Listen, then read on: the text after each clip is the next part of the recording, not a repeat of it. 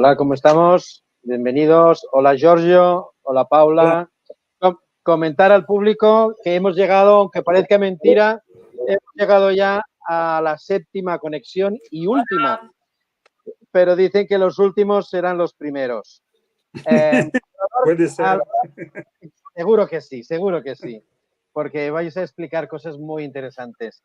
Os voy a hacer una pequeña presentación en castellano con pinceladas para que os presentéis mejor vosotros, y el público ya sabe que la conexión la vamos a hacer en inglés y ya está. Entonces, como podéis ver, estoy muy bien acompañado, ¿vale? Ella es Paola Di Giambattista. Ella es especialista en alimentación saludable y primera chef en Italia, experta en nutracéuticos, y es creadora de un método que es del que vamos a hablar. Y bueno, más que hablar, yo no voy a hablar, yo voy a escuchar. Es muy interesante el concepto de la cocina inclusiva. A mí me gusta decir, de formación soy arquitecto y por tanto digo que arquitectura es cultura, que diseño es cultura. Creo que ahora veremos que el food design también es cultura. Y eso es muy importante. Con Paola también nos acompaña Giorgio de Ponti. Él es profesor adjunto de IE de Roma y también es profesor del Politécnico de Milano. Por tanto, después de viajar en varias conexiones, acabaremos en un muy buen lugar, en un lugar donde se come muy bien, que es Italia. ¿De acuerdo? Okay. Esta Semana Santa estuve en Italia y este verano voy a volver a Italia. Porque se come muy bien y por lo bien que se está allí. ¿De acuerdo? Te esperamos, Miguel Ángel. Genial. Una cosa que todo el mundo compartía en todas las ponencias es hablar de personas. Sí. Y el proyecto, que no voy a contar yo, pero lo vas a explicar mucho mejor tú, Paula, de la cocina inclusiva, ¿vale?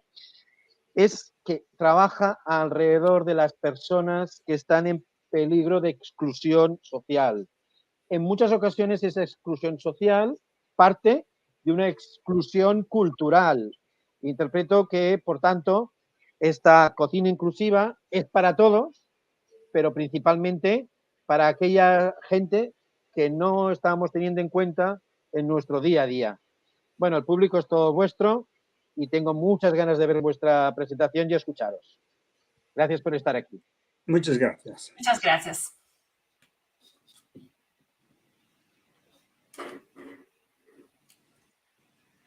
Okay, so good evening, ladies and gentlemen. Let me introduce myself. My name is Paola Di Giambattista, and I've been working in food world since 2007. I combine my studies linking together several topics, different one from another: nutrition, nutraceuticals, herbs, plants, spices, flowers, well-being, and healthy cooking. In the last few years, I decided to add something new and something more intangible inside my cooking concept, that is inclusivity. I built up this project called Cucina Inclusiva to promote the diversity inside food world, using people and ingredients to tell stories about cultures, diversity, and to make their weakness into strength.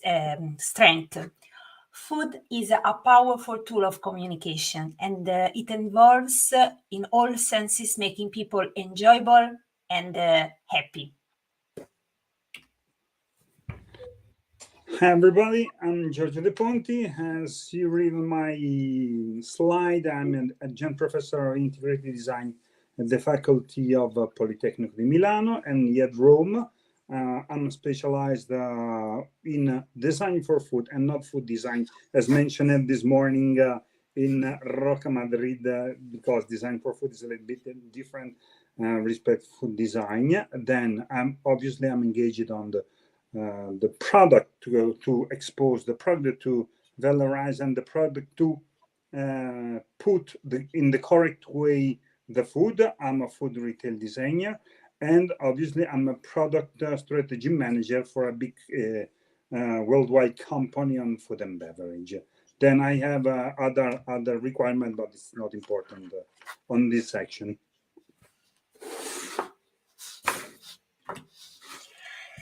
Cucina Inclusiva is a format that can be produced online and offline. So it's a very digital format that uses food as a tool for communication and inclusion. And food is a very interesting, the connection among the ingredients and activities and people. And the topic that was already explained in other section of this food design festival concerning sustainability is very connected with inclusive kitchen and Cucina Inclusiva. In fact, it sounds perfectly with the topic of interculturality. Guests normally appreciate this kind of approach, bringing design world into cooking and melting the inclusion experience according to the keywords of Agenda 2030 that Giorgio will explain to you deeply. How food design can improve the continuous evolution of an healthy consumer lifestyle. In this point, we would like to explain to you what a recipe and ingredients can be combined with fragile people. In fact, this social aspect of the cooking, it is not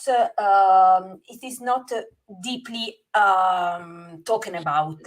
And the project of Cucina Inclusiva and the activities connected and built to promote interculturality and sustainability is the center of the project. What we decided to bring to this food design festival is the idea of a kind of kitchen that is a kitchen for everybody. Without we highlight the diversity, we bring from the diversity, and we think that diversity is something that can add value to not only to people but also for cooking and to life for everybody.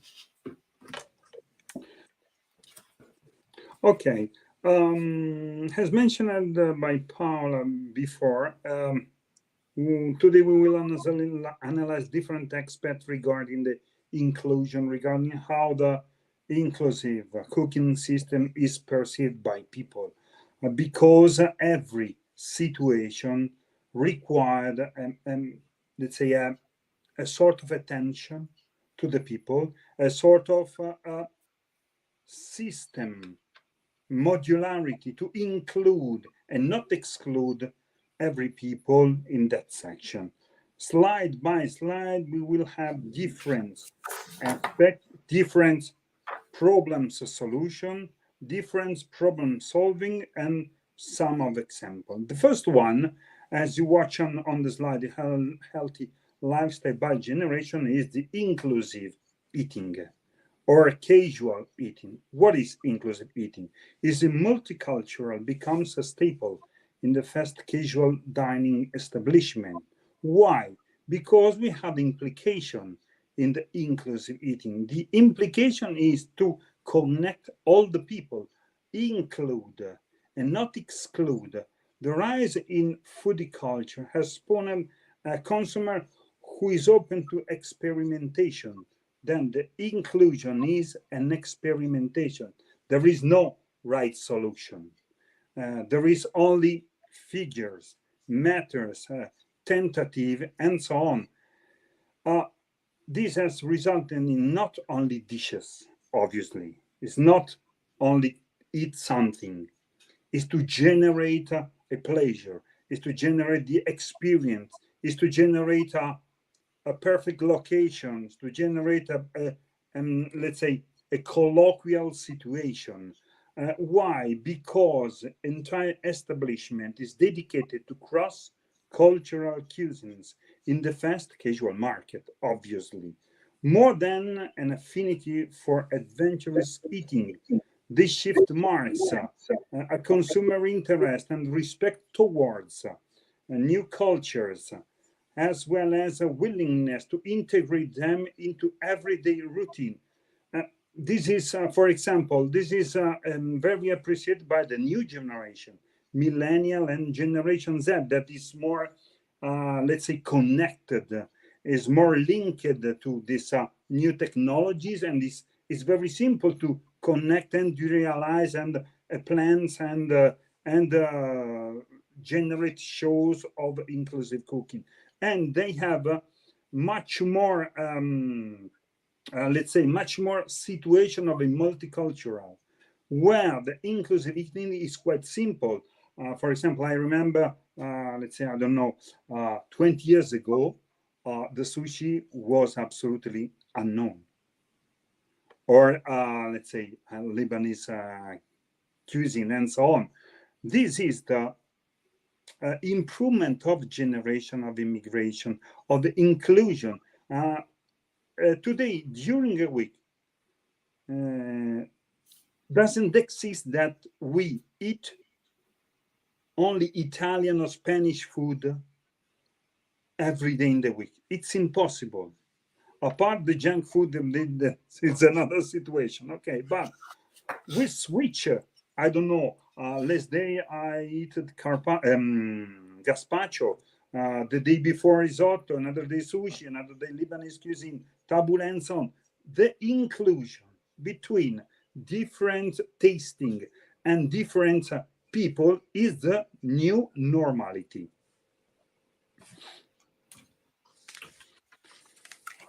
Another important topic that is strictly connected with the sustainability, but also our idea of inclusion and the Cucina Inclusiva, is the importance of the territory, because territoriality is a key word. And when we talk about sustainability, we cannot use a different way to talk about the environment. Products and the ingredients are important and they come from the land. That's why we need to preserve the territory. And our purpose is to emphasize their story and the artisan part of their production. Because behind ingredients, behind food, we find people. And people are strictly connected one with each other. And people are behind them, their stories, their family stories, their culture, and also tradition and tips that can be useful, especially to new generation that doesn't know the story and of the ingredients, doesn't know the recipes, and sometimes they are very, very far from what is connected with the land, with the environment, especially for the countryside recipe, especially if these guys, for example, have been was born in the city, and so they don't know the land and the countryside. So territoriality doesn't mean to be 100% local. We want to encourage hand local work. That means in order to preserve stories, traditions. This is the main message that we want to launch and that we want to include in our idea embraced in Cucina Inclusiva. This slide is important because there is a matrix, there is a sort of tree, how the people taking contact with the food and land. Obviously, the extremization of a territory is a food and land, because remember that our territories are real deposit of food specialties and culinary tradition to be discovered and learned about and enhanced. For example, if I have an happiness and well-being, and this is the minimum requirement, happiness and well-being, obviously, I have a pleasure inside to search the history, to search the, let's say, the lecture of food, of my food, of food of my region, of food of my ayuntamiento, of food of my, let's say, non-Italian, but city. For example, yesterday, when I arrived in Madrid, because this morning I was in Roca Madrid for the session, to hear the session, the first search that I made on the fork is traditional restaurant madrileno. Okay, why? Because the curiosity is the people is engaged on the territory. You remember that, for example, I like to start from everything our land offer, and I tasted. I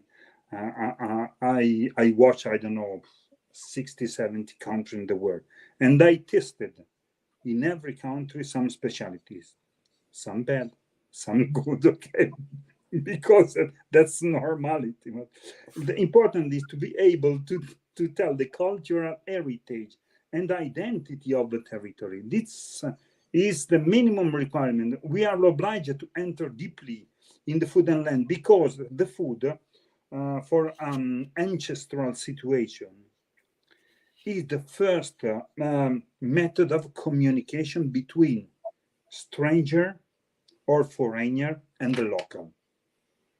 Not the language, the food, music and food. And when you arrived in let's say, a desert land, the first service that the normal go to you is a cup of tea. No words, no situation, no hot, nothing, only a cup of tea. Remember that this is the main inspiration in the regional cooking system, because you are captured, you are captured, you enter immediately, deeply in that territory, without not without food, with the food, and only with the food, taste and start to engage the other people, the resident people. And the attempt to reconnect the food, culture, and territories is fundamental to restore value to the identity that is too often lost in a globalized world, obviously. Also to rebuild the social ties and the new form of knowledge in this society of sharing, because pay attention to the globalization. Okay, the inclusion means not globalization, but food of different region, transmitted by the other region. Pay attention to the definition, because it's strictly fundamental. It's not a globalization, it's only a transfer of culture. Not complete culture, because we live in a different country, but it's a start. As I mentioned it before, the food is a starting point to connect different people. Thank you, Paul. Thank you, Giorgio. And I think connecting to these words that we are expressing right now, we want to say that the Cucina Inclusiva is near the idea of melting pot. So putting together and get all the best that we can catch from every culture and every people and put them together. It is for ingredients, it is for people and thoughts. So good. Another important argument, okay, we start for the family. Okay, then when you arrive in a community, there are millennials, Generation Z, baby boomer, older like me, and the older. And normally, the risk is to exclude the elderly people because they had a problem. Pay attention, because the social need of the older people is quite different in respect to us. They focus on both the intimate and the peripheral members of their network. Then we are obliged to take, let's say, to engage our elderly people. We are obliged to generate a real situation. We are obliged to include the inclusive cooking system is not evasive, is inclusive, as inclusive cooking system means. And in the inclusion, the elderly people are central, because an example. For the reason of the inclusion is become the essential, because eating all together for the elderly people has a nice symbolic value, especially for an elderly person, because in one hand, it reminds of the family emotion, obviously. And the one hand, the other hand, offering healthy and energetic food. Please, when you cook for the elderly people, take care of, let's say, mental and healthy problems. Exactly, the inclusive kitchen pay attention at 100% of this time to the elderly problem. Then no massive, let's say, use of junk food and so on. Why? Because this is enormous importance must be given to this stage of the day when we eat with the elderly people, and trying to stimulate the conversation, try to stimulate the conviviality on the hand, and on the other hand, healthy, colorful meals and setting that stimulate conversation and daily living. Probably you have, let's say, some people that are is not in your house, but is in, let's say, some hospital and so on, and they eat every day with other elderly people and have necessity to engage different ages, engage different mentality, a different approach, colors. In my mind, I have some neuromarketing figures, but it's not so important. But the tasty of daily, the conversation, let's say, the benefit physical and mental of the inclusive cooking for elderly people. Please take care of this. We have talked about elder people, and now we have to go back where the life has begun. And we talk about Cucina Inclusiva also when we talk about taking care of mom and kids, of mom and baby. Cucina Inclusiva supports moms and babies. I have studied a lot concerning life during pregnancy. Promoting healthy food prevent illness before that feeding correctly the baby. And it is a very serious matter. Through epigenetics, we can really open our mind to a new scenery. And I'm really proud and happy to support this topic and to share my knowledge. For those who don't know maybe this name, so epigenetics, I invite you to write, to read the definition. I tried to make it simple. So epigenetics is the study of the heritable phenotype changes that do not involve alteration in the DNA sequence. What does it mean? It means that the environment where the kid is fed up, is grown, and the thoughts, the emotional part, all, and the food, of course, are all elements that concern to the happiness and to the healthy life of the kid, of the mom, and of the people. All the emotion can be converted into hormones, and hormones make the difference in a healthy person or an illness person, so an unhealthy person. And Cucina Inclusiva want to bring this important review on the cooking, on the traditional cooking, because if we take care about all members of the family, even also our pets, friends, we can have a better environment. We can live a better environment because we take care about the ingredients, about all the processes from the growing of the ingredients up to the table when we cook them or when we buy them, for example, when we go to the local market.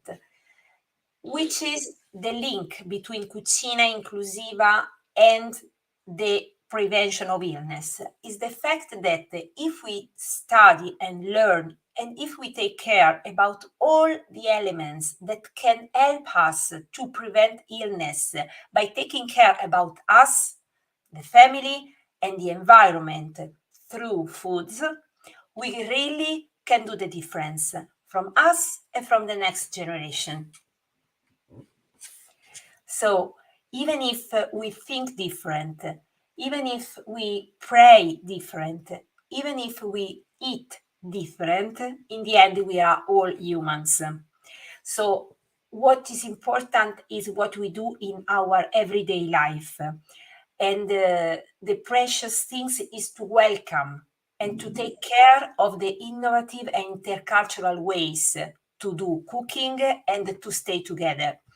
And using food as an inclusive tool that allows other people of mixed group of people that can be composed by immigrants, refugees, but also vegans or celiacs or Muslim. And we want to promote through food conviviality and its deepest essence. What we want to make understandable is the sharing, the experience, and the growth of the integration of the diversity. In different cultural context activities such as cooking, communicating, learning, all these activities can be connected with the inclusion and can support a process of recognition, identity, and mutual reinforcement. It's very, very important in the social field. And only through experience we can do our best to support the inclusion process. When we see all these people together, this picture is quite representative of different race, different kind of food, different religion, different way of life. But it closes a circle because the phrase, the sentence that can resume everything is building a longer table, not a taller fence.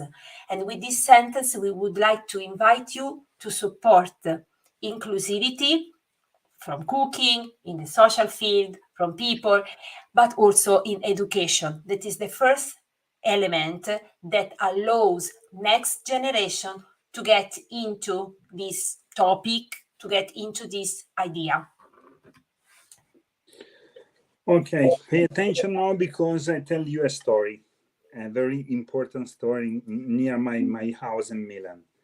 This is the Pizza Hut. Pizza Hut is a pizzeria, and all the owners and let's say the worker are girl and boy with autism. Okay, and I want to tell you the story. The starting is those who do not have an autistic child cannot realize the importance of this. In Italy, there is a very little on these issues. Just a desperate search with phone calls all over the world, but what about to do and what to go to?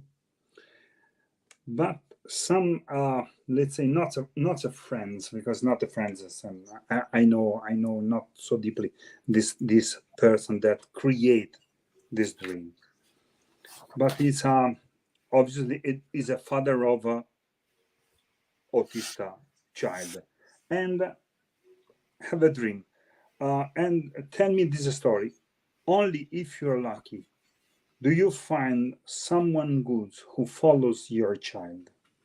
But when he gets older, you either put him in an institution where you pay and he disappears, or you keep him and you disappear. Pizza Hut is one dad's answer to this very big problem. And start below zero, start for nothing.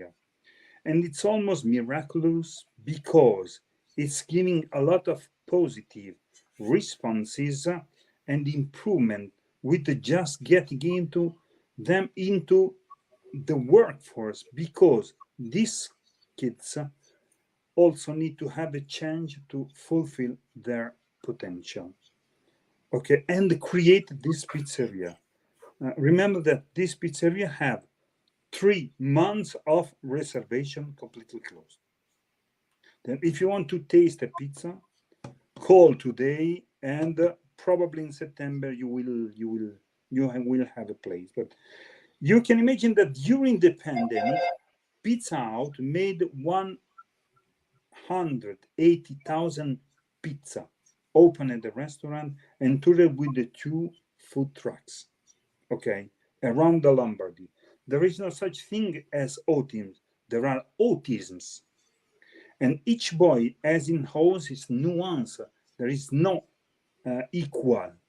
Every boys and girls, it's a little bit different, and there's a, let's say, different system to approach with the community. What they all have in common is the difficulty of relating, obviously, but when they keep in contact with the people are us, me, Paola, and every one of us. You can imagine that there are some chain to improve the working system of these boys and girls. An hotel school, the art academy, let's say some restaurant that has a workshop and so on. And this is absolutely important to generate a sort of responsibility to these people. There are those who have never touched anyone, and for the first time 3 months ago embraced Nico, the inventor, on the format. Thrilled, I asked if he would like to give me one too. It was among the most beautiful hugs I have ever received. There are those who starting to coming to work independently, and it's absolutely important. Even changing 3 public transportation. And it's quite complicated because it's in the province of Milan. Is let's say to 15 kilometers far from the city center. That it's very the public transportation is very complicated. There are those who are putting away their salary because they have a dream of their own, to travel a world to find a girlfriend. There are those who do not speak and now appear in public with a microphone and talk with the public during the service. There are those who used to plug their ears for applause and now feel bad if they don't hear it. Then it's for a gamification. It's one step over. Every day for this boys and girl is one step over, and this is absolutely important and fundamental. Very nice story, and I had the pleasure to work with them, and it was an adventure, but what I got back, it was very, very precious. Paola, Giorgio, aunque parezca mentira, hemos llegado realmente al final, al final de vuestra conversación. La palabra conversación la habéis dicho unas cuantas veces en vuestra charla. Deberíamos conversar más. Sí. A lo largo de las 7 sesiones hay una serie de palabras que se han ido repitiendo. No me da tiempo para dar el listado porque aparte hemos tenido el público, pero me han gustado que habéis hecho aparecer una serie de palabras de un modo diferente a vuestros compañeros. Ya han aparecido unas palabras nuevas que no se acaban de decir. Una es el digital, es decir, lo habéis dicho justo al principio, tenemos que pensar ya, nuestra mentalidad tiene que pensar desde el punto de vista físico y digital. Entre otras cosas porque nosotros, que ya tenemos cierta edad, aún hacemos una distinción entre lo que es online y lo que es offline, pero los centennials y los que siguen esa barrera no la conocen. Para ellos No. es la misma realidad, porque las dos son reales. Una realidad física y la otra digital. Pero las dos son reales. Me ha encantado el cómo habéis hablado de globalización, pero desde un punto de vista diferente. Es decir, todo el mundo cuando habla de globalización habla desde el punto de vista negativo, de que vamos a ser todos iguales, ¿vale? Vamos a ser malos, vamos a ser todos americanos comiendo las mismas hamburguesas que no son hamburguesas, pero vuestro punto de vista es otro. Me ha encantado una cosa que es obvia, pero casi nadie la recuerda. Estamos hablando todos de comunidades, de redes sociales, y casi nadie recuerda que la comunidad básica, inicial, que genera que existan otras comunidades es la familia. Y que la familia se está perdiendo esa conversación alrededor de esa longer table de la que hablabais, que tiene que ser totalmente transversal, pero transversal en todos los sentidos. Me gustaría decir transdisciplinar, es decir, no solo de educación, sino de todo. Transgeneracional. Estamos en un momento de la sociedad en el cual desde la generación silenciosa, el baby boomer, la generación X, los millennials, los centennials, podemos estar juntos y estamos juntos trabajando en los mismos proyectos, pero con objetivos vitales diferentes. Esa territorialidad, es decir, podemos tener transcultural, y esa mesa, a mí me ha venido a la mente que esa mesa, en realidad, podríamos decir que es nuestro planeta Tierra, ¿de acuerdo? Sí. Buckminster Fuller hablaba de la Tierra como un planeta, como una nave espacial. Nosotros a lo mejor deberíamos hablar de nuestro planeta Tierra como un lugar de encuentro en el que nos alimentamos con food design, por supuesto, pero también conversando y creciendo, que creo que es lo que nos habéis ayudado, y por eso he dicho los últimos eran los primeros.